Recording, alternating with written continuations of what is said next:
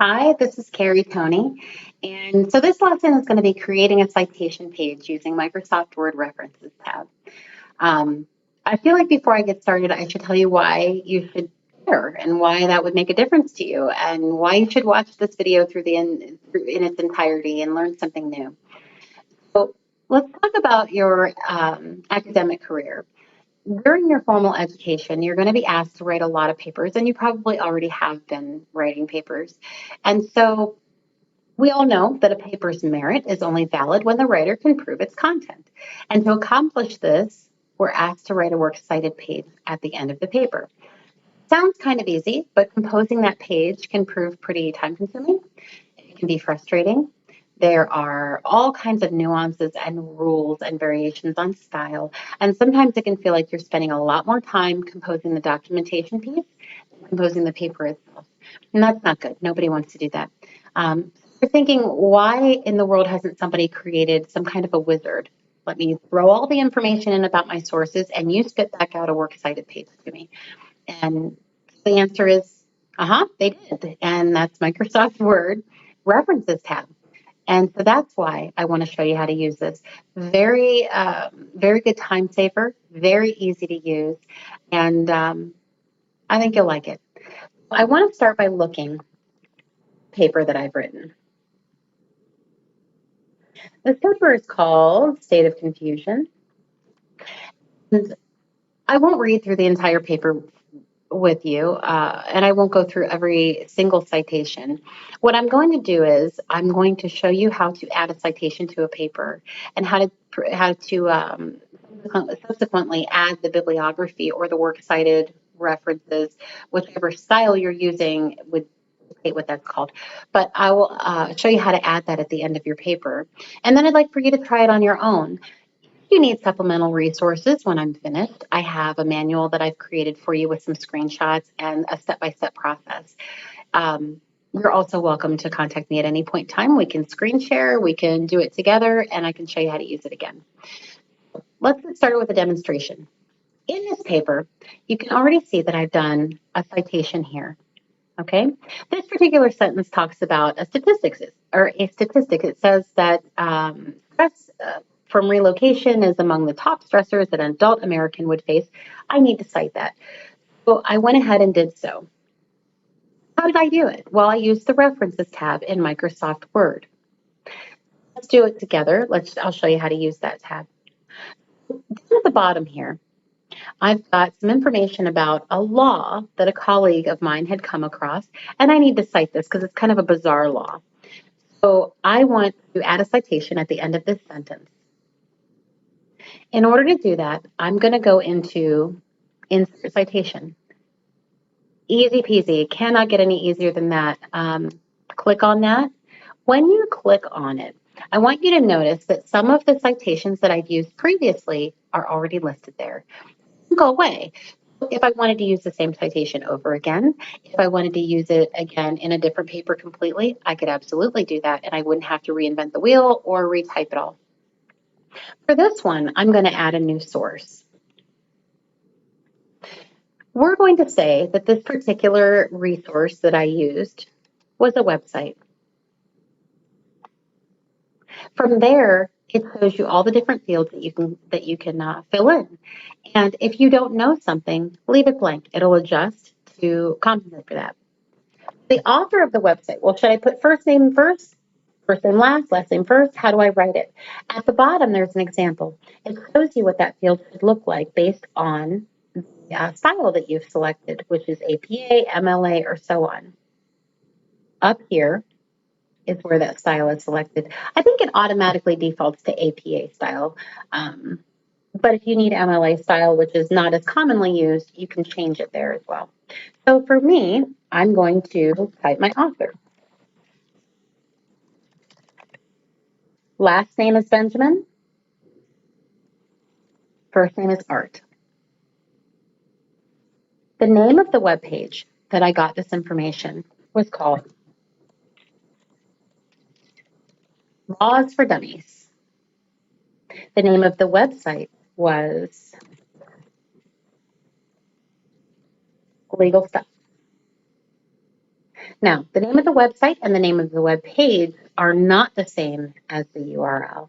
It's interesting, or it's important for you to understand that when you put your information in, you're putting in good stuff, so you get stuff, or you get good stuff back out. So the URL for this was www.legalstuffohio.com. So toggling back and forth from that web page to this page and filling in the information, I see that I have a year there. It was written in 2013 and the month January. I do not see that I have a day, but I'll leave that blank. I know that I accessed the information in the year 2015. I'll go ahead and click OK.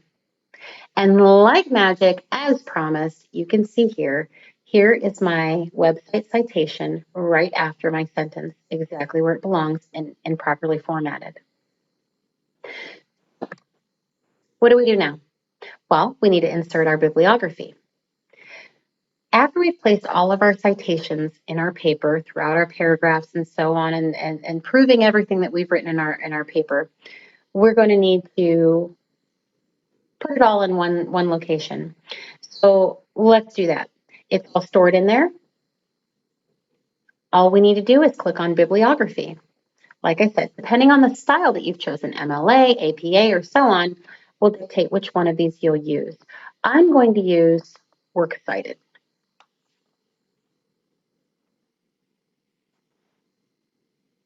You'll notice that we created a situation where the Works Cited page is automatically put on a page by itself, which is exactly what needs to happen.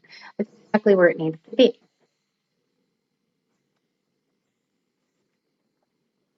Everything that I had typed in there, every citation that I used, every source that I used automatically populates in this field.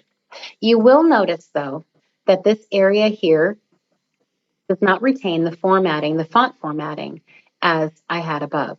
So that's something that I would have to change. This is a magic tool to make your life so much easier, but it's not perfect. You want to make sure that you change the font, for example, to match the rest of the paper. And if you need to change the color or anything like that, you would want to do it here as well before submitting your paper. But as you can see, my Works Cited page is there. It's automatically alphabetized. Everything is where it needs to be. The hanging indents are already there and measured out for me. Words are italicized that need to be italicized, and so on. Perfect.